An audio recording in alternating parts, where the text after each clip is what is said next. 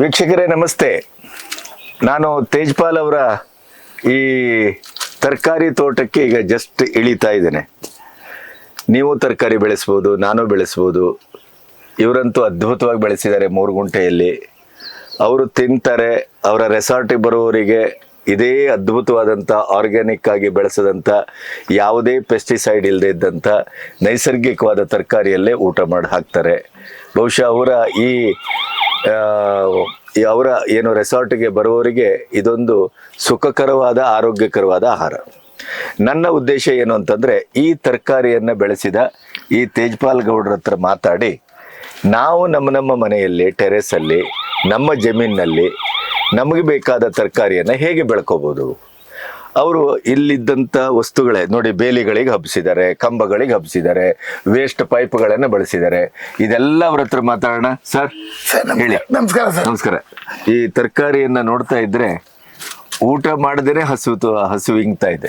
ಅಷ್ಟು ಸಂತೋಷ ಆಗಿದೆ. ಇಲ್ಲ ಸರ್, ನಾನು ಬೆಳಿಗ್ಗೆ ಬಂದ್ರೆ ಒಂದು 100 ಗ್ರಾಮು ಬೆಂಡೆಕಾಯಿ ರೆಡಿ ಇದ್ದಾಗ, ಬೆಂಡೆಕಾಯಿ, ತೊಂಡೆಕಾಯಿ ಮತ್ತೆ ಎಳೆ ಬೀನ್ಸು ಒಂದು 100 ಗ್ರಾಮ್ 105 ಗ್ರಾಮ್ ನಾನು ಹಸಿದು ಡೈಲಿ ತಿಂತೀನಿ ಸರ್, ರೆಡಿ ಇರುವಾಗ.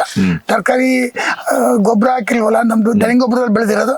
ಹಾಗಾಗಿ ತರಕಾರಿ ತಿಂದು ಖುಷಿಲಿದ್ದೀನಿ. ನನಗೀಗ ನೀವು ಮಾಡಿದ್ದೀರಿ, ನಿಮ್ಮ ಸಾಧನೆ, ನಿಮ್ಮ ಶ್ರಮ, ನಿಮ್ಮ ಇಂಚಿಂಚು ಮಕ್ಕಳಾಗಿ ಇಲ್ಲಿ ನೋಡ್ಕೊಂಡಿದ್ದೀರಿ ಅನ್ನೋದಕ್ಕೆ ಈಗ ನಮ್ಮ ಕ್ಯಾಮರಾಮನ್ಗಳು ತೋರಿಸ್ತಾ ಇರುವಂಥ ಈ ಬ್ಯೂಟಿಫುಲ್ ಆದಂಥ ತರಕಾರಿಗಳು, ಅದರ ಗಿಡಗಳು, ಅದರ ಎಲೆ, ಅದರ ಹಸಿರು ಹೇಳ್ತಾ ಇದೆ. ನನಗೆ ಬೇಕಾಗಿರೋದು ಪಾಯಿಂಟ್. ಒಂದು, ಇದರ ಇನ್ಫ್ರಾಸ್ಟ್ರಕ್ಚರ್ ಏನು, ಮೂಲಭೂತವಾದಂಥ ಸೌಕರ್ಯ ಅಂತ ಏನಿದೆ, ಈ ಜಾಗದ ಅಂಗ ಆಕಾರ, ಈ ಜಾಗ ಹೇಗಿತ್ತು, ಮತ್ತೆ ಇಲ್ಲೆಲ್ಲ ಬೇಲಿಗಿಲಿ ಎಲ್ಲ ಹಾಕಿದಿರಿ, ಅದನ್ನೇ ಬಳಸ್ಕೊಂಡು ನೀವು ತರಕಾರಿ ಅಲ್ವಾ. ಈಗ ನಮ್ಮದೇ ಒಂದು ಟೆರೇಸ್ ಅಲ್ಲೂ ನಾವು ಇದನ್ನು ಮಾಡಬಹುದು. ಅಥವಾ ಊರಲ್ಲಿ ಒಂದ್ ಸಣ್ಣ ತೋಟ ಇದೆಯಪ್ಪ, ಅವ್ರು ಈ ಬೇಲಿ ಗೀಲಿಗೆಲ್ಲ ಏನು ಮಾಡುತ್ತಾ ಇಲ್ಲ, ಮಾಡಬಹುದು. ಅಂದ್ರೆ ಜಾಗವೂ ಅದಕ್ಕೆ ಪರ್ಟಿಕ್ಯುಲರ್ ಇಂಥದ್ದೇ ಬೇಕುಳಿಲ್ಲ. ಉಳಿದ ಪಳದ ಜಾಗ, ಬೇಲಿ, ಕಂಬ, ಗೋಡೆ ಇವನ್ನೆಲ್ಲ ಇಲ್ಲಿ ಬಳಸ್ಕೊಂಡಿದ್ದಾರೆ. ಅದನ್ನ ಅಲ್ಲಿಂದ ಹೇಳಿ ಸರ್. ಜಾಗ ಅಂದ್ರೆ ಇಲ್ಲಿ ನಮ್ಮಲ್ಲಿ ಟೌನ್ ಅಲ್ಲಿ ಹೆಂಗೆ ಜಾಗಕ್ಕೆ ವ್ಯಾಲ್ಯೂ ಇದೆ, ನಮ್ದು ಗುಡ್ಡಗಾಡು ತೋಟ ಇದೆ. ಬಟ್ ಮನೆ ಹತ್ರ ಗುಡ್ಡಗಾಡಲ್ಲ ಮನೆ ಕಟ್ಟೋದ್ರಿಂದ ಪ್ರತಿಯೊಂದು ಸ್ಟೆಪ್ ಬೈ ಸ್ಟೆಪ್ ಮಾಡಿ, ಪ್ರತಿಯೊಂದು ಮಳೆಯಲ್ಲಿ ಜರಿದಂಗೆ ಕಟ್ಟಡಗಳೆಲ್ಲ ಮಾಡಿ ಸಂಪೂರ್ಣವಾಗಿ ನಮ್ದು ಹೋಮ್ ಟೇಕ್ ನೋಟ್ ಮಾಡ್ಕೊಂಡು ನಮ್ಮ ಜೀವನ ಚೆನ್ನಾಗಿ ಸಾಗಿಸ್ತಾ ಇದೀವಿ. ತರಕಾರಿ ಬಗ್ಗೆ ನೀವು ಮಾತಾಡಿ ಅಂತಂದ್ರೆ ನೀವು ಕಣ್ಣಲ್ಲಿ ನೋಡ್ತಾ ಇದ್ದೀರಿ. ನೀವು ಕಾರಣಾಂತರದಲ್ಲಿ ನಮ್ಮ ಮನೆಗೆ ಫ್ರೆಂಡ್ ಆಗಿ ಬಂದ್ರಿ, ಇಲ್ಲಿ ತರಕಾರಿ ನೋಡಿ ಒಂದು ವಿಡಿಯೋ ಮಾಡ್ತೀರಿ ಅಂತಂದ್ರೆ ಸಂತೋಷ. ಬಟ್ ಈಗ ಉದಾಹರಣೆಗೆ ಇಲ್ಲಿ ನಾವು ನಿಂತಿರೋ ಜಾಗದಲ್ಲಿ ಚಪ್ರ ಇದೆ. ಈ ಚಪ್ರಕ್ಕೆ ಯಾವುದು ವೇಸ್ಟೇಜು ನಮ್ಮ ತೋಟದಲ್ಲಿ ಹಾಳಾಗಿ ಗುಜರಿಗಾಗಂಥ ವೇಸ್ಟೇಜ್ ಪೈಪ್ಗಳು, ಹಳೆ ತಂತಿಗಳು, ಅದನ್ನ ಮತ್ತೆ ಈಗ ನೋಡಿ ಇಲ್ಲಿ ಕಂಬಗಳು ಇರೋದನ್ನ ಯೂಸ್ ಮಾಡ್ಕೊಂಡು, ಆಮೇಲೆ ಕೆಲವೊಮ್ಮೆ ನಮಗೆ ಈ ಉದಾಹರಣೆಗೆ ಇದು ಹಾಲ್ಸರಕಾಯಿ ಬಳ್ಳಿ ಹಬ್ಬಿದೆ. ಆಮೇಲೆ ಮುಂದೆ ಬನ್ನಿ ಸರ್, ಇದು ತೊಂಡೆ ಬೆಳಿಗ್ಗೆ ಏನು ಕೆಲಸ ಇಲ್ಲ, ಅದು 1 ವರ್ಷ ಹಾಕಿದ್ರೆ 10 ವರ್ಷ ಇರ್ತದೆ. ಮಳೆಗಾಲದಲ್ಲಿ ಕಟ್ ಮಾಡೋದು, ಆಮೇಲೆ ಬೆಳವಣಿಗೆ ಬರ್ತದೆ. ಅದು ತೊಂಡೆಕಾಯಿ ಅಂದ್ರೆ ನೀವು ಒಂದು 15 ದಿನದಿಂದ ಎಲ್ಲ ಕುಯ್ದು, ಈಗ ಇವತ್ತು ಹೋಮ್ ಟೆಗೆ ಎಷ್ಟೊಂದು 8-10 ಜನ ಇದ್ದಾರೆ, ನಮ್ಮ ಫ್ಯಾಮಿಲಿ ಫ್ರೆಂಡ್ಸ್ಗೆಲ್ಲ ಕುಯ್ದಿದ್ದೀವಿ. ತರಕಾರಿ ಸ್ವಲ್ಪ ಕಡಿಮೆ ಇದೆ. ಈಗ ತರಕಾರಿ ಮುಗಿತಾ ಬಂತು. ಈಗ ನವಂಬರ್ಗೆ ನಮ್ಮದು ಕ್ಲೋಸ್ ಆಗೋದು, ಈಗ ಜೂನ್ ತಿಂಗಳಿಗೆ ಆಫ್ ಆಗೋದು. ಅಂದರೆ ಈಗ ಕ್ಲೋಸು, ಜೂನ್ ಮೇಲೆ ತರಕಾರಿ ಬರೋಲ್ಲ, ಇಲ್ಲಿ ಮಳೆ ಜಾಸ್ತಿ. ಶೇಡ್ ನೆಟ್ ಹಾಕಿ ಮಾಡ್ಬೋದು, ಬೇಕಿಲ್ಲ. June, July, August, September, October, November ನಮಗೆ 4 ತಿಂಗಳು ಮಾತ್ರ ಮಳೆ ಇರ್ತದೆ. ಹಾಗಾಗಿ ನೋಡಿ, ಸರಿಯಾಗಿ ತೊಂಡೆ ಬೀಳು ದಿನ ಕುಯ್ತೀವಿ. ದಿನ ಕುಯ್ಯೋದು ಅಂತಂದರೆ ಡೈಲಿ ನಾವು ಬಲಿಯೋಕ್ಕೆ ಬಿಡಲ್ಲ, ಬೀಜ ಆಗಕ್ಕೆ ಬಿಡಲ್ಲ. ನೋಡಿ ಎಳೆದಿರುತ್ತೆ, ಇದು ತಿನ್ನೋಕ್ಕೂ ಸರ್. ಸರ್ ತಿನ್ನು ನೋಡಿ ಸರ್, ಅದು ರುಚಿಯಾಗಿದೆ ನೋಡಿ. ತೊಂಡೆಕಾಯಿ ಸ್ಮೆಲ್ ಇದೆ. ಉದಾಹರಣೆ ನೋಡಿ, ಇದೇ ಚಪ್ರದಲ್ಲಿ ಬೀನ್ಸ್ ಇದೆ, ಎಳೆ ಬೀನ್ಸ್ ಅಂದ್ರೆ ಎಳೆ ಬೀನ್ಸ್. ಇದನ್ನ ನಾವು ಬೆಳಿಗ್ಗೆ ತಿಂತೀವಿ, ಆರ್ಗ್ಯಾನಿಕ್ ಅಲ್ಲೇ ಮಾಡಿರೋದು. ಇದು ಸ್ಪ್ರೇಗಿ ಇಲ್ಲ, ಬೇವಿನ ಎಣ್ಣೆ ಹೊಡೆದಿದ್ವಿ ನೋಡಿ. ಇದು ನೀವೀಗ ಬೆಳೆಯೋದ್ರ ಬಗ್ಗೆ ನಿಮ್ಮ ಅನುಕೂಲಗಳು ಹೇಳಿ ಅಂದ್ರಲ್ಲ, ಯಾವುದು ಉಪಯೋಗ ಬರೋ ಅಂಥದ್ದಲ್ಲ. ವೇಸ್ಟೇಜ್ ಪೈಪ್ ನೋಡಿ, ವೇಸ್ಟ್ ಬಂದಿರೋ ಪೈಪ್ಗಳು, ಅಲ್ಯೂಮಿನಿಯಂ ಪೈಪ್ಸು, ಮತ್ತೆ ಇದು ತಂತಿ, ಮತ್ತೆ ಪ್ಲಾಸ್ಟಿಕ್ ದಾರ, ಇದನ್ನೆಲ್ಲ ಉಪಯೋಗಿಸ್ಕೊಂಡು ನೋಡಿ. ಇದನ್ನು ನೋಡಿ, ಇಲ್ಲಿ ಈ ಕಂಬ ನೋಡಿ ಬಿದ್ದೋಗಿದೆ, ಫಸ್ಟ್ ಬಂದು ಹಳೆ ನಮ್ದು ಫ್ಯಾಕ್ಟ್ರಿ ಕಂಬ. ಈ ಕಂಬನ ಯೂಸ್ ಮಾಡ್ಕೊಂಡು ಇದಕ್ಕೆ ಮಾಡ್ಕೊಂಡು ಈ ತರ ಸ್ಟ್ರಕ್ಚರ್ ಚಪ್ರ ಇದೇನಾ ಶುಂಠಿ ನೀವು ಹೇಳಿದ್ದು? ಅಲ್ಲ ಅದು ಬಿದಿರು ಶುಂಠಿ ಇರ್ಲಿಲ್ಲ. ಆಮೇಲೆ ಇದು ನೋಡಿ ಒಳ್ಳೇದು ಇದೆ ಕೆಟ್ಟದ್ದು ಇದೆ. ಈಗ ಇದು ಏನಾಗಿದೆ, ಹೀರೆಕಾಯಿ ಬಳ್ಳಿಗೆ ಒಂದು ಸೂಜಿ ರೋಗ ಅಂತ ಒಂದು ಬೇಡ ಅಂತ ಬರ್ತದೆ. ಅದು ಬಳ್ಳಿಗೆ ಒಂದು ಕಡೆ ಒಂದು ನೋಡಿ ಹೀರೆಕಾಯಿ ಚಿಕ್ಕದ್ ಬಿಟ್ಟಿದೆ. ಇದು ಚಿಕ್ಕದ್ರಲ್ಲಿ ಏನಿರಲ್ಲ ನೋಡಿ, ಸ್ವಲ್ಪ ದಪ್ಪ ಆಗಿಲ್ಲ 2ನೇ ದಿನ ಇದಕ್ಕೆ ನೋಡಿ ಈ ತರ ಸತ್ತೋಗುತ್ತೆ. ಸತ್ತೋಗೋದಂದ್ರೆ ಏನು, ಆ ಹುಳಗಳು ಇದರಲ್ಲಿ ಒಂದು ತೂತ ಮಾಡಿ ಮೊಟ್ಟೆ ಇಡುತ್ತೆ. ಅದು ಮೊಟ್ಟೆ ಇಟ್ಟು ಮರಿ ಮಾಡಿದ್ರೆ ನೋಡಿ ಹುಳ ಇಲ್ಲಿ ಕಾಣ್ತಾ ಇದೆ, ಚಿಕ್ಕ ಹುಳ. ಇದನ್ನ ಕಂಟ್ರೋಲ್ ಮಾಡೋಕ್ಕಾಗಲ್ಲ. ಇದು ಬೇವಿನ ಎಣ್ಣೆ ಹೊಡಿಬೇಕು, ಇಲ್ಲ ಪೆಸ್ಟಿಸೈಡ್ ಯಾವ್ದಾರು ಹೊಡಿಬೇಕು. ಪೆಸ್ಟಿಸೈಡ್ ಹೊಡೆದ್ರೆ ನಾವು ತಿನ್ನಕ್ಕಾಗಲ್ಲ. ಅದಕ್ಕೆ ನಾನು ಈ ಬಳ್ಳಿನೇ ಕಟ್ ಮಾಡಿ ಈ ಕಾಯಿಗಳನ್ನ ರೋಗ ಬಂದಿರೋದನ್ನ ತೆಗೆದು ಬೆಂಕಿಗೆ ಹಾಕಿ ಸುಟ್ಟಾಕ್ತಿವಿ, ಇಲ್ಲ ಭೂಮಿ ಒಳಗಡೆ ಹೂತಾಕ್ತಿವಿ. ಹಾಗಾಗಿ ಹೀರೆಕಾಯಿಗೆ ಎಷ್ಟು ರೋಗ ಬರ್ತದೆ ಅದಕ್ಕೆ ಬೇವಿನ ಎಣ್ಣೆ ಹೊಡೆದು ಉಳಿಸ್ಕೋಬಹುದು. ಮೇಯ್ನ್ ನೋಡಿ ತೊಂಡೆಕಾಯಿ ಆಯ್ತು, ಹೀರೆಕಾಯಿ ಆಯ್ತು, ಮಂಗಳೂರು ಸೌತೆ ಅದಕ್ಕೂ ಬೇಣ ಹೊಡಿತದೆ, ಸೂಜಿ ಹುಳ ಬರ್ತದೆ, ಸೌತೆಕಾಯಿ ಬಿಡುತ್ತೆ. ರೋಗ ಬಂದಿದೆ, ನಮ್ಮಲ್ಲೂ ರೋಗ ಇಲ್ಲ ಅಂತೆಲ್ಲ, ರೋಗ ಇದೆ, ಅದು 2 ಫೇಲ್ಯೂರ್ ಆಯ್ತು. ಈ ಬೀನ್ಸ್ ಎಷ್ಟು ವೆರೈಟಿ ಇದೆ ಅಂದ್ರೆ ಒಂದು 5-6 ವೆರೈಟಿ ಬೀನ್ಸ್ ಇದೆ ನೋಡಿ. ಇದು ಹಬ್ಬ ಬೀನ್ಸು ಎಳೆದ್ ಬಿಡ್ತಾ ಇದೆ. ಇದು ಆರ್ಗ್ಯಾನಿಕ್ ಇರೋದ್ರಿಂದ ಅದು ಉದ್ದ ಬಿಡಲ್ಲ, ಚಿಕ್ಕದಾಗಿ ಬಿಡುತ್ತದು, ತುಂಬಾ ರುಚಿ ಇರ್ತದೆ ನೋಡಿ. ಈ ತರ ರುಚಿ ಇರ್ತದೆ ಡಬಲ್ ಬೀನ್ಸ್ ಅಂತ. ಇದು ತಿನ್ನಕ್ಕೂ ಚೆನ್ನಾಗಿರ್ತದೆ, ಅಡುಗೆಗೂ ಚೆನ್ನಾಗಿರ್ತದೆ. ಆಮೇಲೆ ಇನ್ನೊಂದು ವೆರೈಟಿ ಬೀನ್ಸ್ ನೋಡಿ, ಇಲ್ಲಿ ಬಳ್ಳಿ ಹಾಕಿದ್ದೀನಿ. ಈ ಬಳ್ಳಿ ಹಾಕಿ ಇದು ಕಳೆದ ವಾರ ಇದೆಲ್ಲ ಒಣಗೋಗಿದೆ, ಎಂಡಿಂಗ್ ಸ್ಟೇಜು. ಅದರದ್ದು ಹಬ್ಬಕ್ಕೆ ಜಾಗ ಸಿಕ್ಕಿದ್ರೆ ನೋಡಿ, ಇಲ್ಲಿ ಮೇಲ್ಗಡೆಯಿಂದ ಕುಯ್ತೀನಿ ನೋಡಿ, ಇದು ಹಬ್ಬಿದೆ ಮೇಲೆ, ಕಡಿಮೆ ಜಾಗದಲ್ಲಿ ಕಂಬದ ಮೇಲೆ ಹೋಗಿದೆ ನೋಡಿ. ಆ ಬೀನ್ಸ್ ಯಾವ ಥರ ಇದೆ ಅಂದರೆ ಅದು 10 ಇಂಚು ಉದ್ದ, 10 ಇಂಚು ಉದ್ದ, ಎಳೆಯದಂದ್ರೆ ಎಳೆಯದು, ಬಲ್ತಿರಲ್ಲ. ಇದು ಕೆಜಿ ನೋಡಿ, ಮೊನ್ನೆ 200 ರೂಪಾಯಿ ಆಗಿತ್ತು ಕೆಜಿ. ನಾವು 180 ರೂಪಾಯಿ 150 ರೂಪಾಯಿವರೆಗೂ ಈ ಬೀನ್ಸ್ ಮಾಡಿದ್ದೀವಿ. ನಾವು ಮಾರೋದಕ್ಕೆಲ್ಲ ಮಾಡಿರೋದು, ನಮ್ಮ ಸ್ವಂತ ಉಪಯೋಗಕ್ಕೆ ಈ ಬೀನ್ಸ್ ಮಾಡಿದ್ದೀವಿ. ಅದ್ರ ಉಳಿದು ಜಾಸ್ತಿ ಆದ್ರೆ ಮಾರಾಟ ಮಾಡ್ತೀವಿ. ಕೆಜಿ 100 ರೂಪಾಯಿ ಮೇಲೆ ಹೋಗುತ್ತೆಲ್ಲ. ಆಮೇಲೆ ಈ ಬೀನ್ಸ್ಗಳಿಗೆ ನೋಡಿ ಪ್ಲಾಸ್ಟಿಕ್ ದಾರ ಹಬ್ಬದಕ್ಕೆ ಮಾತ್ರ, ಅದಕ್ಕೆ ಮಧ್ಯ ತೀನ್ಗಳು ನೋಡಿ ಈ ತರ ಬರುತ್ತೆ ಒಂದು ತೀನು, ಈ ತೀನ್ಗಳು ಹಾಕಿ ಮಾಡಿದ್ದೀವಿ ನೋಡಿ. ಇದೊಂದು ವೆರೈಟಿ ಬೀನ್ಸ್, ಇದು ಬೇರೆ ಟೈಪು. ಇದು ಸೂಜಿ ತರ ಉದ್ದ ಹೋಗುತ್ತೆ, ಇದು ತುಂಬಾ ಚೆನ್ನಾಗಿ ಬರ್ತದೆ ತಿನ್ನೋದಕ್ಕೆ, ಇದು ರುಚಿ. ಮುಂದೆ ಬಂದ್ರೆ ಇದು ಸೌತೆಕಾಯಿ ತುಂಬಾ ಚೆನ್ನಾಗಿ ಬರುತ್ತೆ. ಉದಾಹರಣೆಗೆ ಇದು ನಾಟಿ ಸೌತೆಕಾಯಿ ಡೈಲಿ ಕುಯ್ತಾರೆ, ಇವತ್ತೆಲ್ಲ ಕುಯ್ದಿದ್ದಾರೆ. ಇದು ನೋಡಿ ಚಿಕ್ಕದೀಗ ಬಿಡ್ತಾ ಇದೆ. ಇದು ಅಷ್ಟೇ ತುಂಬಾ ರುಚಿ ಇರ್ತದೆ. ನಾಟಿ ಸೌತೆಕಾಯಿ ಅಂತ ಇದು ಮಲೆನಾಡಲ್ಲಿ ಬೆಳಿತೀವಿ. ಇದನ್ನ ಈ ದಿನ ಬೆಳಿಗ್ಗೆ ಒಂದು 10-12 ಕುಯ್ದಿದ್ದಾರೆ. ಡೈಲಿ 1 ಕೆಜಿ 2 ಕೆಜಿ ಬರುತ್ತೆ. ಇದು ತುಂಬಾ ರುಚಿ ಇದೆ ಸೌತೆಕಾಯಿ. ಅಂದ್ರೆ 1 ಕೆಜಿ 2 ಕೆಜಿ ಅಂದ್ರೆ ಈಗ ಮನೆಗೆ ಉಪಯೋಗ ಎಂಡಿಂಗ್ ಸ್ಟೇಜ್ ಅಲ್ಲಿ, ಎಂಡಿಂಗ್ ಸ್ಟೇಜ್ ಇದು ಹೋಗಿದೆ ಎಲ್ಲ. ಮೊದಲೆಲ್ಲ ಒಂದು 5-10 ಕೆಜಿ ಬರ್ತದೆ, ಡೈಲಿ 5-10 ಕೆಜಿ ಬೀನ್ಸ್ ಎಲ್ಲ ಈಗ ಕುಯ್ದ್ರು ನೋಡಿ. ಇಲ್ಲಿ ಬೀನ್ಸ್ ಬಿಟ್ಟಿದೆ ನೋಡ್ಬೇಕು, ಕೊನೆ ಹತ್ತಿರೋದು ಈ ಬೀನ್ಸು. ಇದು ನೋಡ್ಬೇಕಾದ್ರೆ ಪ್ರತಿಯೊಬ್ರು ಹೆಚ್ಚಿಗೆ ಜಾಗ ಇಲ್ಲ ನೋಡಿ. ಈಗ ಬೀನ್ಸ್ ನಾವು ಕೊಯ್ಲಿಲ್ಲ ಅಂದ್ರೆ ಈ ತರ ಹಣ್ಣಾಗುತ್ತೆ. ಅದು ಬೀನ್ಸು ಹಣ್ಣಾದ್ರೆ ನೋಡಿ ಇದು ಬೀಜಗಳಾಗುತ್ತೆ. ಅದೇ ಬೀಜವನ್ನು ನೆಡ್ಬೋದು, ಇದನ್ನ ನೆಡ್ಬೋದು, ಒಣಗಿದ್ ನೆಡ್ಬೋದು. ಇದನ್ನ ಬೀಜ ಉಪಯೋಗಿಸ್ತೀವಿ ನೋಡಿ. ಇದನ್ನ ಒಣಗಿಸ್ಬೇಕು, ಒಣಗಿಸಿದ್ರೆ ಬೀಜ ಆಗುತ್ತೆ. ಆಮೇಲೆ ನೋಡಿ ಸೌತೆಕಾಯಿ, ಗಣೇಶ್ ಸರ್ ಚಾನ್ಸ್ ಒಂದು ಎಳೆ ಸೌತೆಕಾಯಿ ಸಿಕ್ತು ಸರ್, ಮುಂದೆ ಹೋಗೋಣ. ಇದು ನಾಟಿ ಸೌತೆಕಾಯಿ ಆಯ್ತು. ಇದು ಹಬ್ಬ ಬೀನ್ಸ್ 6 ಮಡಿ ಹಾಕಿದ್ದೀನಿ. ಇದು 6 ಮಡಿಗೆ ಹೆಚ್ಚು ಕಡಿಮೆ ನಾನು ಕುಯ್ತಾ ಇದ್ದೀನಿ ನೋಡಿ. 1 ಕ್ವಿಂಟಲ್ ಬಿಟ್ಟಿದೆ ಸರ್ ಇದು. ಇನ್ನು 10% ಕಾಯಿಗಳಿದೆ ನೋಡಿ. ಇದೆಲ್ಲ ಬೀನ್ಸ್ ಬಹಳ ಚೆನ್ನಾಗಿ ಬರುತ್ತಿದ್ದು. ಇದಕ್ಕೆ ಯಾವ ರೋಗ ಇಲ್ಲ, ಕುಯ್ಯೋದು ಪಲ್ಯ ಮಾಡೋದಷ್ಟೇ. ಇದು ಸ್ವಂತ ಉಪಯೋಗಕ್ಕೆ ಮಾಡ್ತೀವಿ. ನೀವು ಗಣೇಶ್ ಸರ್ ಕೇಳಿದ್ರಲ್ಲ ಇದು ಬೀಜ ಯಾವ ತರ ಮಾಡೋದು ಅಂತ ನೋಡಿ. ಈ ತರ ಒಣಗುತ್ತೆ, ಬಳ್ಳಿ ಒಣಗಿದಾಗ ಈ ತರ ಒಣಗಿರೋದು ಬರುತ್ತಲ್ಲ ನೋಡಿ, ಇದು ಬೀಜ ಆಗುತ್ತೆ. ಇದನ್ನ ಒಣಗಿಸಿದ್ರೆ ನೋಡಿ ಬಿಳಿ ಕಾಳು, ಇದನ್ನ ಬಿಸಿಲಲ್ಲಿ ಒಣಗಿಸಿದ್ರೆ ಬೀಜ ಆಯ್ತು, ರೆಡಿ ಇದೆ. ಇದು ನೆಕ್ಸ್ಟ್ ಇಯರ್ ನಾವು ಬೀಜ ಮಾಡ್ಕೊಳ್ಳಿ. ಎಷ್ಟು ಕಾಲ ಒಣಗಿಸ್ಬೇಕು? ಇದು 1 ದಿನ ಬಿಸಿಲಲ್ಲಿ ಒಣಗಿಸಿದ್ರೆ ಸಾಕು, ಒಂದು 4 ಗಂಟೆ ಒಣಗಿಸಿದ್ರೆ ಸಾಕು. ಆಮೇಲೆ ಇದಕ್ಕೆ ನೀವೇನ್ ಹೇಳ್ತೀರಿ, ಗೋರಿಕಾಯಿ ಅಂತೀವಿ ನಾವು ಕನ್ನಡದಲ್ಲಿ, ಇಂಗ್ಲೀಷಲ್ಲಿ ನೇಮ್ ಗೊತ್ತಿಲ್ಲ. ಇದು ಸಾಮಾನ್ಯವಾಗಿ ಇದುವರೆಗೂ ನಾನು ಬೆಳೆದಿದ್ದೆ. ಈ ವರ್ಷ ಸ್ಪೆಷಲ್ ಆಗಿ ಮಾಡೋಣ ಅಂತೇಳಿ ದಾರ ಕಟ್ಟಿ ಎಲ್ಲ ಚೆನ್ನಾಗಿ ಮಾಡಿದ್ದೀನಿ. ಇದು 3 ಅಡಿ ಮೇಲೆ ಬರಲ್ಲ ಅಂತ ನಂಗೆ ತುಂಬಾ ಜನ ಹೇಳಿದ್ರು. ನಾನು ಯೂಟ್ಯೂಬಲ್ಲಿ ಮತ್ತೆ ಬೇರೆಯವ್ರದ್ದೆಲ್ಲ ನೋಡುವಾಗ ಕೂಳ್ಕೊಳ್ಳೆ ಬಂದಿತ್ತು, ನಂಗೆ ಅದು ಇಷ್ಟ ಆಗ್ತಿರ್ಲಿಲ್ಲ. ನಾನು ನೋಡಿದಾಗ ಅದು ಇಷ್ಟುದ ಮೇಲೆ ಯಾವತ್ತೂ ಬಂದಿರಲಿಲ್ಲ. ನಾನು ಮಾರ್ಕೆಟಿಂದ ತರೋದು ಹೀಗಿರುತ್ತೆ ನೋಡಿ. ನಾನು ಬೆಳೆದಿರೋದು 6 ಇಂಚು 7 ಇಂಚು ಉದ್ದ ಇದೆ. ಇದು ಕರೆಕ್ಟ್ ಉದ್ದ ಇದೆ. ಇದು ಒಂದೇ ಲೈನ್ ಮಾಡಿರೋದು ನಾನು. ಒಂದೇ ಲೈನ್ಗೆ ಮಿನಿಮಮ್ 20 ಕೆಜಿ ಕುಯ್ದೀನಿ. ಎಷ್ಟು ರುಚಿಯಾಗಿರುತ್ತೆ ಅಂದರೆ ಇದು ಸಂಡಿಗೆ ಮಾಡ್ಬೋದು, ಪಲ್ಯಗಳು ಮಾಡ್ಬೋದು. ಇದು ಗೋರಿಕಾಯಿ ಮನೆ ಯೂಸ್ಗೆ ಅಂತ ಒಂದೇ ಮಡಿ ಮಾಡಿದ್ದೀನಿ. ಅಂದಾಜು 20 ಕೆಜಿ ಬಂದಿದೆ. ಆಮೇಲೆ ನಾವು ನಿಂತಿರೋ ಜಾಗ ಸೊಪ್ಪುಗಳು, ಸಾಂಬಾರ್ ಸೊಪ್ಪು, ಅರ್ಬೆ ಸೊಪ್ಪು ಎಲ್ಲ ಹಾಕಿದ್ರೆ ಇದೆಲ್ಲ ಕಟಾವಾಗಿದೆ. ಆಮೇಲೆ ನೋಡಿ ಸ್ವಲ್ಪ ಮುಲಂಗಿ ಗೆಡ್ಡೆ ಬಂದಿರೋದು ಕಾಳಾಗ್ತಾ ಇದೆ. ಇದು ಸಾಮಾನ್ಯವಾಗಿ ಮಾರ್ಕೆಟಿಗೆ ಬರೋದು ಕಡಿಮೆ. ಯಾವುದು ನಮ್ಮಲ್ಲಿ ಸರ್, ನಮ್ಮ ಉತ್ತರ ಕನ್ನಡದಲ್ಲಿ ನೋಡಿ, ಉತ್ತರ ಕರ್ನಾಟಕದಲ್ಲಿ ಇದಕ್ಕೆ ಏನ್ ಹೇಳ್ತಾರೆ ಗೊತ್ತಾ? ಇದು ಚೌಳಿಕಾಯಿ ಚೌಳಿಕಾಯಿ ಅಂತಾರೆ.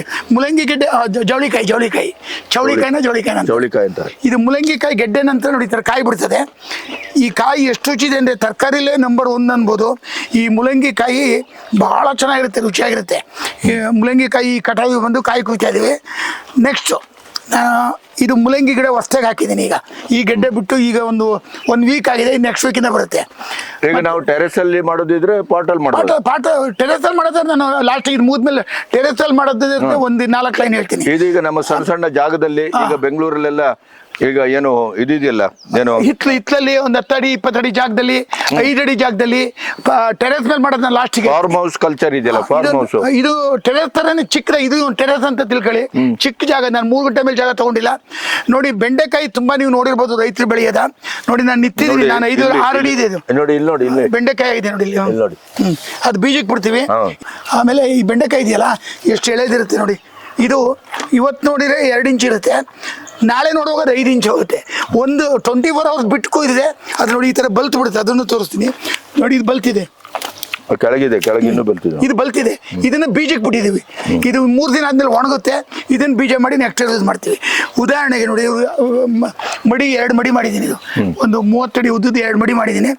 2 ಮಡಿಗೆ ಡೈಲಿ 1 kg ಹಂಗೆ 1.5 ತಿಂಗಳಿಂದ ಬರ್ತಾ ಇದೆ. ಅಲ್ಲಿಗೆ ಹೆಚ್ಚು ಕಡಿಮೆ 2 ಮಡಿಲಿ ಒಂದು 30-40 kg ಬೆಂಡೆಕಾಯಿ ಬಂದಿದೆ. ಈಗಾಗಲೇ ಬಂದಿದೆ ಬೆಂಡೆಕಾಯಿ, ಚೆನ್ನಾಗಿ ಬಂದಿದೆ. ಇದು ನೆಕ್ಸ್ಟು 3 ಮಡಿ ಮೆಣಸಿನ ಗಿಡ ಮಾಡಿದ್ದೀನಿ, 1 ಗಿಡ ಬದನೆ ಗಿಡ ಮಾಡಿದ್ದೀನಿ. ಆ ಲಾಸ್ಟಲ್ಲಿ ಬದನೆಕಾಯಿ ಅದು ಮಂಗಳೂರು ಬದನೆ ಅಂತ, ಅಂದರೆ ಅದು ಗೋವಾ ಅಂದರೆ ದಪ್ಪ ಸೈಜು, ಗೋವಾ ಅಂದರೆ ದಪ್ಪ. ಅದನ್ನು 1 kg 3/4 kg ಈ ಥರ ಬಿಡುತ್ತೆ. ಅದು ಕಾಯಿ ತೋರಿಸ್ತೀನಿ. ಅದ್ರ ಜೊತೆಗೆ ಬಸಳೆ ಸೊಪ್ಪು ಟೆರೆಸ್ ಮೇಲೆ 4 ಕಂಬ ಹಾಕಿ ದಾರ ಕಟ್ಟಿದ್ರೆ ಸಾಕು. ಬಸಳೆ ಸೊಪ್ಪು ಬೆಳೆಯೋದು ಭಾಳ ಈಸಿ. ಬಸಳೆ ಸೊಪ್ಪು ಯಾವ ಥರ ಅಂದರೆ ಪ್ರತಿಯೊಬ್ಬರು, ನೀವು ಮಂಗಳೂರು ಕಡೆ ಹೋದರೆ, ಕಾರ್ಕಳ ಸೈಡೆಲ್ಲ ಹೋದರೆ ಪ್ರತಿಯೊಂದು ಮನೆಗೆ ಒಂದು ಚಪ್ರ ಇರ್ತದೆ.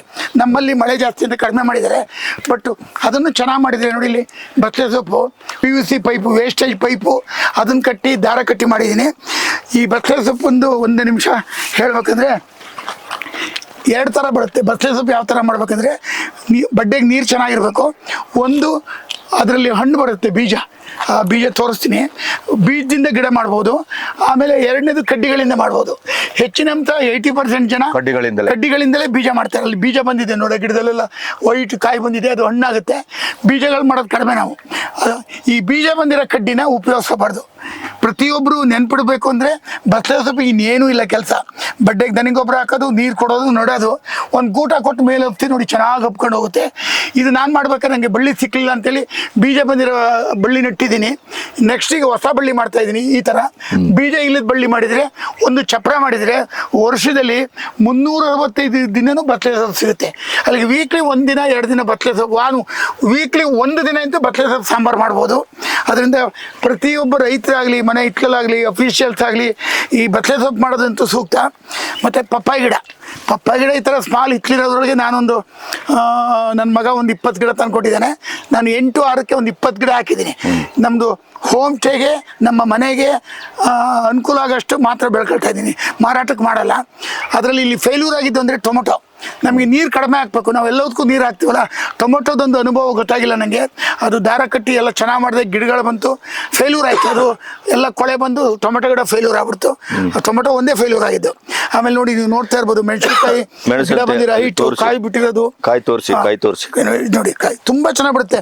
ಇದರಲ್ಲಿ 2 ಇದೆ, ಖಾರ ಇರೋದು, ಖಾರ ಇಲ್ಲದೆ ಇರೋದು 2 ಇದೆ. ತುಂಬಾ ಚೆನ್ನಾಗಿ ಬಂದಿದೆ ಮೆಣಸಿನ ಗಿಡ. ಅರ್ಧ ಕೆಜಿಯಿಂದ 1 kg ಬರುತ್ತೆ ಸರ್. ಇದು ನಾವು 1 kg ಆಗೋರ್ಗು ಬಿಡಲ್ಲ. ಒಂದು 3/4 kg ಆದ ತಕ್ಷಣ ಇದು ಕಟ್ ಮಾಡಿ ನೋಡಿ. ಇದಕ್ಕೆ ರೋಗ ಗೀಗ ಏನಿಲ್ಲ. ಇದನ್ನ ಬೆಂಕಿಲಿ ಸುಟ್ಟು ಸರ್, ನೀವು ನಿನ್ನೆ ಬಂದಾಗ ರಾತ್ರಿ ರೊಟ್ಟಿಗೆ ಈ ಬದನೆಕಾಯಿ ಚಟ್ನಿನೇ ಮಾಡಿದ್ದು. ಹಾಗಾಗಿ ಬದನೆಕಾಯಿ ಒಂದೇ ಮಡಿ ಹಾಕಿರೋದು. ಇದು ತುಂಬಾ ಚೆನ್ನಾಗಿ ಬಿಡುತ್ತೆ ನೋಡಿ. ವೇಸ್ಟೇಜ್ ಆಗ ಇದು ಎಲ್ಲರೂ ನೋಡ್ಬೇಕಾದ್ದು. ಈ ಹಂಚಿದೆ, ಆ ಕಡೆ 3 ಅಡಿ ಗೋಡೆ ಇದೆ.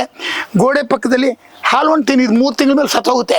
ಒಂದು ತೀನ್ ನಿಲ್ಲಿಸಿ ಪ್ಲಾಸ್ಟಿಕ್ ದಾರ ಕಟ್ಟಿ ಒಂದೇ ಲೈನು ಬೀನ್ಸ್ ಹಾಕಿದ್ದೀನಿ.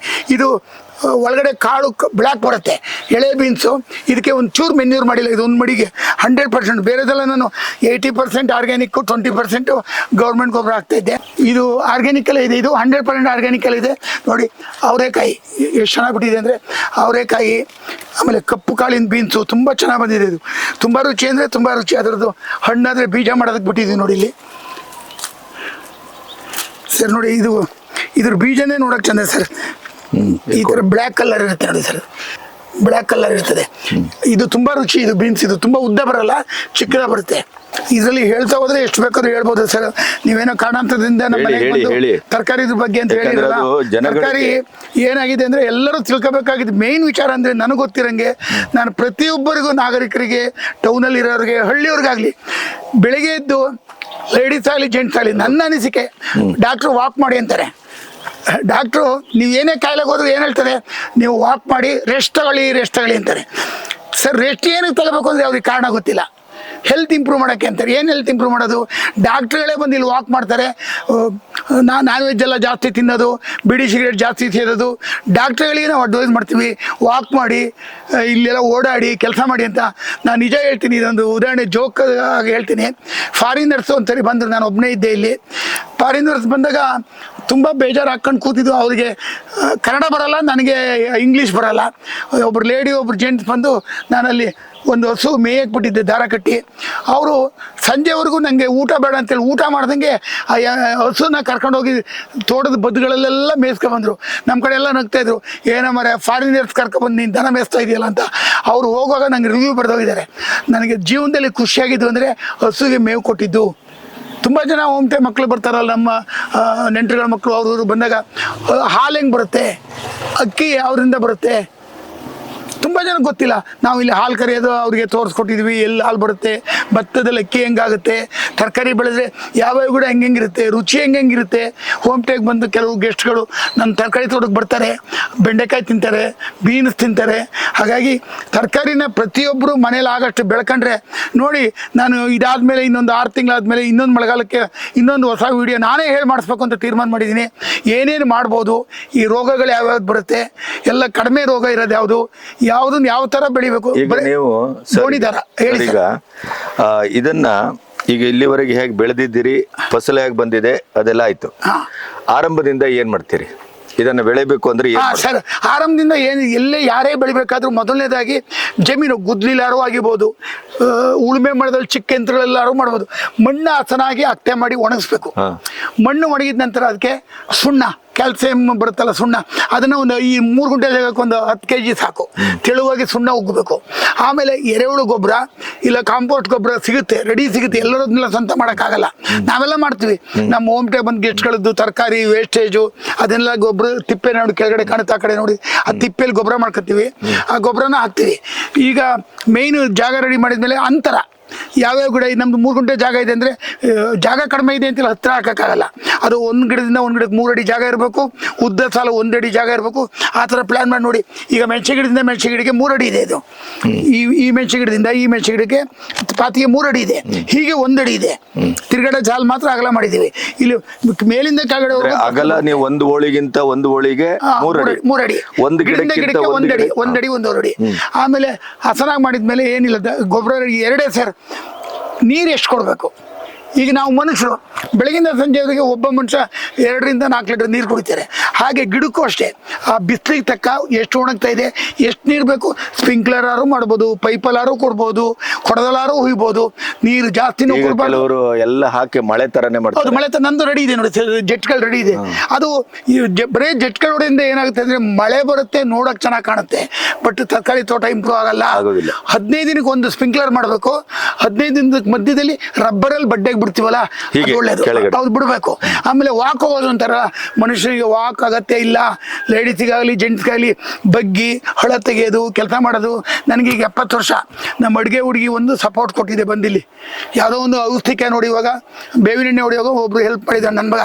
ಬಾಕಿ ಅಂತೆ ಗುದ್ಲಿ ಕೆಲಸ, ಅಗತೆ ಮಾಡೋದು, ಮಣ್ಣು ಕೊಡೋದು, ಈಗ ತರಕಾರಿ ಕೀಳೋ ಸಮೇತ ನಾನೇ ಮಾಡ್ತೀನಿ. ಈಗ ನೀವು ಆರಂಭದಲ್ಲಿ ಈಗ ನೆಡ್ಲಿಕ್ಕೆ ಹೇಳಿದ್ರಿ, ಅದ ನಂತರ ಎಷ್ಟು ಮಣ್ಣು ಇದಕ್ಕೆ ಮತ್ತೆ ಮಣ್ಣು ಹಿಂಗೆ ಇದು ಮಾಡ್ಬೇಕಾ? ಇಲ್ಲ, ಮೊದಲು ಗಿಡಗಳೆಲ್ಲ ರೆಡಿ ಸಿಗುತ್ತೆ. 50 ಪೈಸೆ 60 ಪೈಸೆ ಗಿಡಗಳು ಸಿಗುತ್ತೆ, ಕೆಲವು ಕಾಳು ಸಿಗುತ್ತೆ. ಗಿಡ ಬರುತ್ತಲ್ಲ, ಗಿಡ 2 ಇಂಚ್ ಬಂದಾಗ ಅದಕ್ಕೊಂದು ಬೇವಿನ ಎಣ್ಣೆ ಸ್ಪ್ರೇ. ಮಣ್ಣು ಎಷ್ಟು ಬೇಕು ಅಷ್ಟೇ ಕೊಡ್ಬೇಕು, ಸ್ವಲ್ಪ ಕೊಡ್ಬೇಕು. ಗಿಡ ಬಂದಾಗ ಅತ್ತೆ ಮಾಡಿ ಮಣ್ಣು ಕೊಡ್ತಾ ಬರೋದು. 3 ರೌಂಡ್ ಮಣ್ಣು ಕೊಡಬೇಕು. ಮೊದಲು ಸ್ವಲ್ಪ ಕೊಡಬೇಕು, ಆಮೇಲೆ ಮೀಡಿಯಮ್ ಆಗಿ ಕೊಡಬೇಕು. ನೋಡಿ ಮೆಣಸಿನ ಗಿಡಕ್ಕೆ ಬಂದಿದೆ, ಒಂದು ಗುದ್ಲಿ ಆಗಲ್ಲ ದೊಡ್ಡದಾಗ ಮಣ್ಣು ಕೊಟ್ಟಿದ್ದೀವಿ. ಇದಕ್ಕೆ ಮಣ್ಣು ಬೇಕಿಲ್ಲ. ಇನ್ನು ಮಳೆ ಹಿಡಿಯುವಾಗ ರಾಶಿಯಾಗಿ ಮಣ್ಣು ಕೊಟ್ಟರೆ ನೀರು ಕುಡಿಯಲ್ಲ. ಅಲ್ಲಿ ಮಳೆಗಾಲದಲ್ಲಿ ಮೆಣಸಿನ ಗಿಡ ಉಳಿತದೆ, 2ನೇ ಬೆಂಡೆ ಗಿಡ ಉಳಿತದೆ, 3ನೇದಾಗ ಮುಳುಗಾಯಿ ಗಿಡ ಉಳಿತದೆ. ಇನ್ನು ಬೇರೆ ಯಾವ ತರಕಾರಿ ಗಿಡಗಳು ಉಳಿಯುವುದಿಲ್ಲ, ಮಳೆಗಾಲದಲ್ಲಿ ಕರ್ಗೋಗ್ಬಿಡುತ್ತೆ. ಆಮೇಲೆ ಬಸಳೆ ಸೊಪ್ಪು ಇರುತ್ತೆ ಮಳೆಗಾಲದಲ್ಲಿ. ಹಾಗಾಗಿ ನಂದು ಇದೊಂದು ನೀವು ವಿಡಿಯೋ ಮಾಡಿದ್ದೀಗ ಇದೊಂದು 3 ಗುಂಟೆ ಜಾಗ, 1.5 ಗುಂಟೆ ಜಾಗ, ಕೆಳಗಡೆ ಒಂದು 1 ಗುಂಟೆ 1.5 ಗುಂಟೆ ಜಾಗ, ಅದೊಂದು 120 ಅಡಿ ಉದ್ದ 10 ಅಡಿ ಅಗಲ, 2 ಜಾಗ ಇಲ್ಲ ಅಂತಾರೆ ಸರ್. ಬನ್ನಿ ಮುಂದೆ ನಾನು ತೋರಿಸ್ತೀನಿ. ತರಕಾರಿ ಮಾಡೋದಕ್ಕೆ ಹೆಚ್ಚಿಗೆ ಮೆಟೀರಿಯಲ್ಸ್ ಬೇಕಿಲ್ಲ ಸರ್. ನೀವು 70, 30, 80, 20 ಅಂದ್ರಿ. ಈಗ 70% ಆರ್ಗ್ಯಾನಿಕ್ ಮತ್ತು ಸ್ವಲ್ಪ ನಾನು ಇದರ ಹೌದು ಸರ್. ಅಂದ್ರೆ ಈ ಮಣ್ಣು ಏನಾಗಿದೆ ಅಂದ್ರೆ, ನಮ್ಮ ಮಣ್ಣು ಈಗ ಒಂದು 10-16 ವರ್ಷದಿಂದ ಆರ್ಗ್ಯಾನಿಕ್ ಅಲ್ಲಿ ಇದ್ದಿದ್ದು, ಫಲ ಜಾಸ್ತಿ ಬರಲಿ ಅಂತೇಳಿ ನಾವೇ ಆಗಲಿ ಯಾರೇ ಆಗಲಿ ಮೆನ್ಯೂರು ಹಾಕಿ ಬೆಳೆಯಕ್ಕೆ ಶುರು ಆಗ್ತಾರೆ. ಮೆನ್ಯೂರು ಹಾಕಿದ್ರೆ ಆದಾಯ ಜಾಸ್ತಿ ಬರುತ್ತೆ, ಭೂಮಿ ಸತ್ತೋಗ್ತಾ ಬರುತ್ತೆ. ಹಾಗಾಗಿ ನಾವು ಸಡನ್ ಆಗಿ ಪೂರ್ತ ಮೆನ್ಯೂರು ಬಿಟ್ಟು 100% ದನಿಗೊಬ್ಬರ ಹಾಕಿದ್ರೆ ಮನೆಗೆ ಒಂದು 4 ಮಡಿ ಮಾಡ್ಬೋದು. ಬಾಕಿ ಮಾರಾಟಕ್ಕೆ ಜಾಸ್ತಿ ಬೇಕು ಅಂದಾಗ ಒಂದು 20% ಯೂರಿಯಾ ಆಗಲಿ, ರಾಕ್ ಫಾಸ್ಫೇಟ್ ಆಗಲಿ, ಗೌರ್ಮೆಂಟ್ ಗೊಬ್ಬರಗಳನ್ನ ನಾನು 20% ಯೂಸ್ ಮಾಡ್ತೀನಿ ಸರ್. ತೆಳುವಾಗಿ ಹಾಕ್ತೀನಿ. 100% ಹಾಕ್ಬಾರ್ದು ಅಂದ್ರೆ ನೋಡಿ, ಒಂದ್ಸರಿ ಹಾಕ್ಬೋದಾ? ಒಂದೇ ಸರಿ ಸರ್. ಒಂದು ತರಕಾರಿಗೆ ಒಂದ್ಸರಿ 2 ಕಾಳು ಹಾಕಿದ್ರೆ ಗಿಡ ಚೆನ್ನಾಗಿ ಬಂದ್ಬಿಡುತ್ತೆ ನೋಡಿ. ಗಿಡ ಬಂದ ನಂತರ ಮಣ್ಣು ಬೇಕಾಗಲ್ಲ, ದನಿ ಗೊಬ್ಬರ ಇರ್ತದೆ, ಮಣ್ಣು ಕೊಡ್ತೀವಿ, ನೀರಲ್ಲೇ ನಾವು ಗಿಡಗಳನ್ನ ಚೆನ್ನಾಗಿ ತರಬಹುದು. ಚೆನ್ನಾಗಿ ಬಿಸಿಲಿದ್ದಾಗ ನಾವು ನೀರು ಕೊಡದೆ ಹೋದ್ರೆ ಕಾಯಿ ಬರೋದೇ ಇಲ್ಲ. ಬೇವಿನ ಎಣ್ಣೆ ಎಷ್ಟು ಒಮ್ಮೆ ಕೊಡ್ತೀರಿ ಸರ್? ಬೇವಿನ ಎಣ್ಣೆ ಅಂದ್ರೆ, ಬೇವಿನ ಎಣ್ಣೆಲಿ ಈಗ ನಾವು ಹೆಂಗೆ ಡ್ರಿಂಕ್ಸ್ ಅಲ್ಲಿ ಮಾತಾಡ್ತಾರೆ, ಬಿಯರು, ಏನೇನೋ ವೆರೈಟಿ, ಅದೇ ಥರ ಬೇವಿನ ಎಣ್ಣೆಲ್ಲೂ ತುಂಬ ವೆರೈಟಿ ಇದೆ. ಅದರಲ್ಲಿ ಜಾಸ್ತಿ ವ್ಯಾಪಾರ ಮಾಡೋರು, ಜಾಸ್ತಿ ಮಾಡೋರಿಗೆ 1000 ppm ಅಂತ ಬರುತ್ತೆ. ಅದು ಒರಿಜಿನಲ್, ಅದು 1000 ಚಿಲ್ಲರೆ ರೂಪಾಯಿ 1 ಲೀಟ್ರು. ಅದು ಒಳ್ಳೆ ವರ್ಕ್ ಮಾಡುತ್ತೆ. ಬಟ್ ನಮಗೆ ಅಷ್ಟು ಕಾಸ್ಟ್ಲಿ ಬೇಕಾಗಿಲ್ಲ.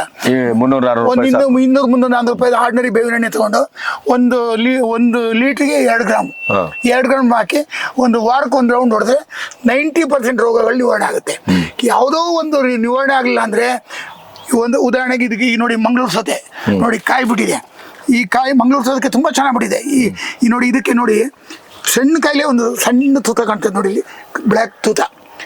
ಸಣ್ಣ ಗಿಡಕ್ಕೆ ಇದೊಂದು ತೂತ ಹೊಡಿತಾರೆ. ತೂತ ಅಂದರೆ ಅದಕ್ಕೆ ಸೂಜಿ ಹುಳು ಅಂತಾರೆ, ಇಲ್ಲ ನಮ್ಮ ಕಡೆ ಬೇಣ ಅಂತಾರೆ. ಅದು ಒಳಗಡೆ ಹೋಗಿ ಏನು ಕೆಲಸ ಮಾಡುತ್ತೆ ಅಂದರೆ, ಅದು ಒಳಗಡೆ ನುಸು ಬಿಡುತ್ತೆ, ಒಳಗಡೆ ಮೊಟ್ಟೆ ಇಟ್ಬಿಡುತ್ತೆ.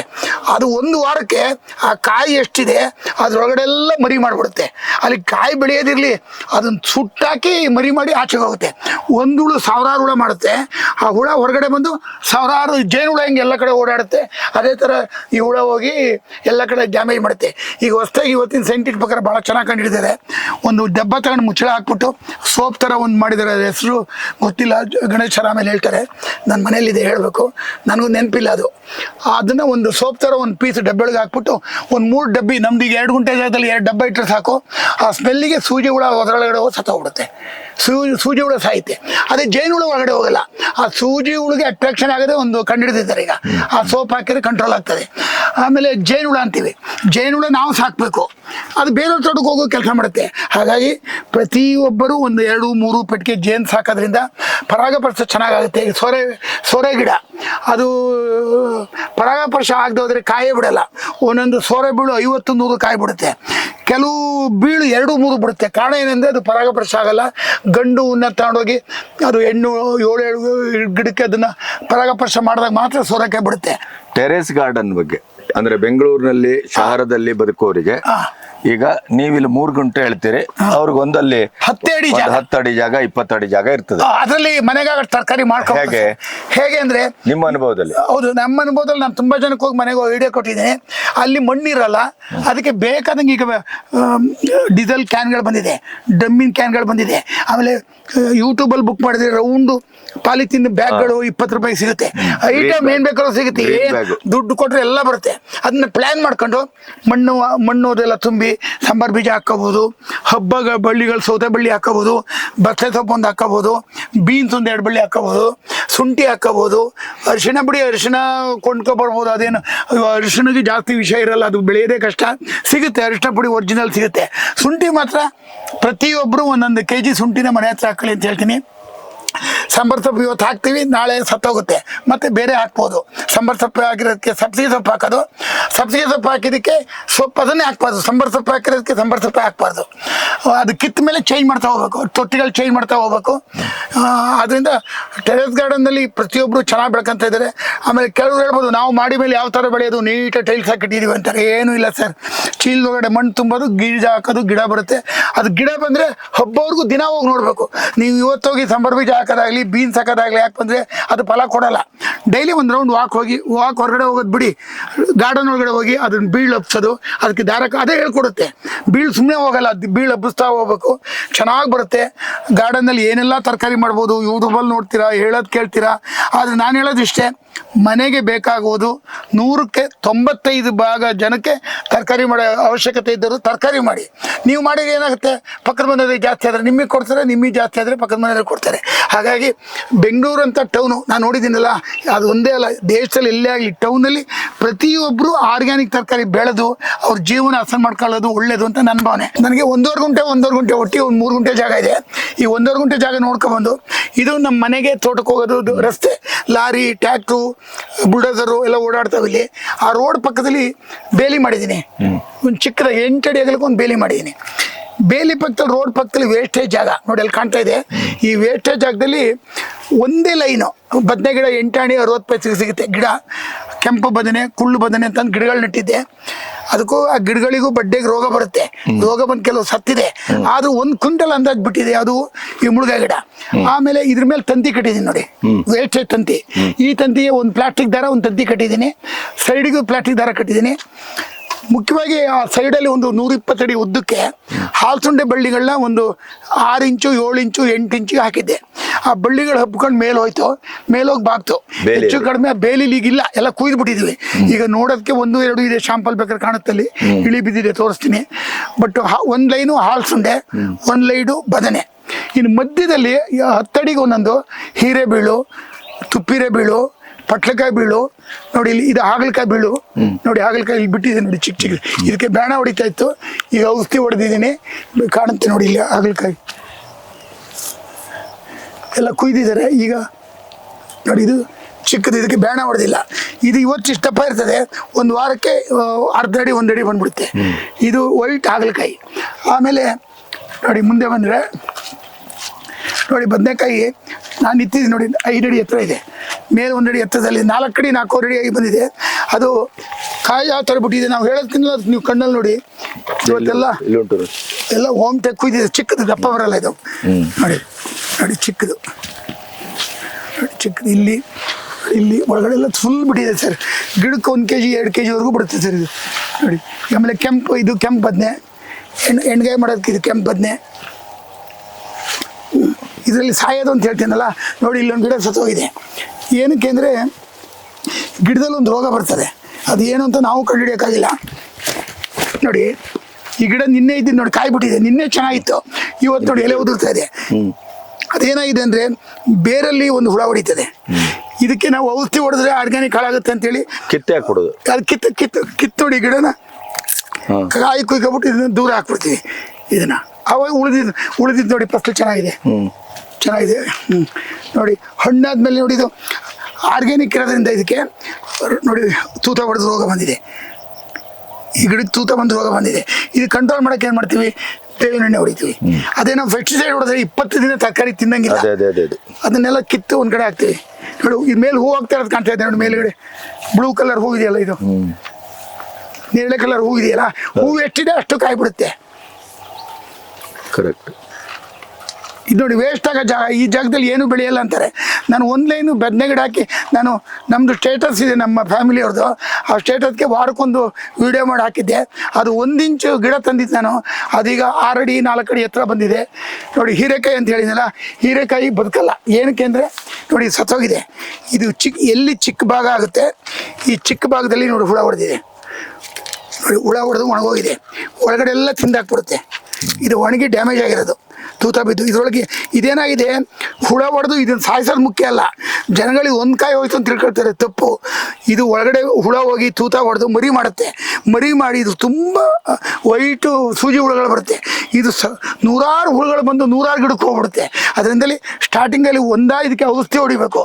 ಔಷಧಿ ಹೊಡಿಬಾರ್ದು, ನಾವು ಆರ್ಗ್ಯಾನಿಕಲ್ಲಿ ಉಳಿಸ್ಕೋಬೇಕು ಅಂದರೆ ಇದನ್ನು ಕಿತ್ತು ತೆಗೆದು ಸುತ್ತಾಕಬೇಕು. ನಾನೇನು ಮಾಡಿದೆ, ಆ ಗಿಡನ ಸಾಯಿಸ್ಬಿಟ್ಟೆ. ಬಡ್ಡೆ ಕೊಯ್ಬಿಟ್ಟು ಗಿಡ ಸತ್ತೋದ್ಮೇಲೆ ಸತ್ತು ಗಿಡಕ್ಕೆ ಬರೋಲ್ಲ ನೋಡಿ, ಹೀರೆಕಾಯಿ ನಿಂಗೆ ಫಸಲೇ ಸಿಗಲಿಲ್ಲ.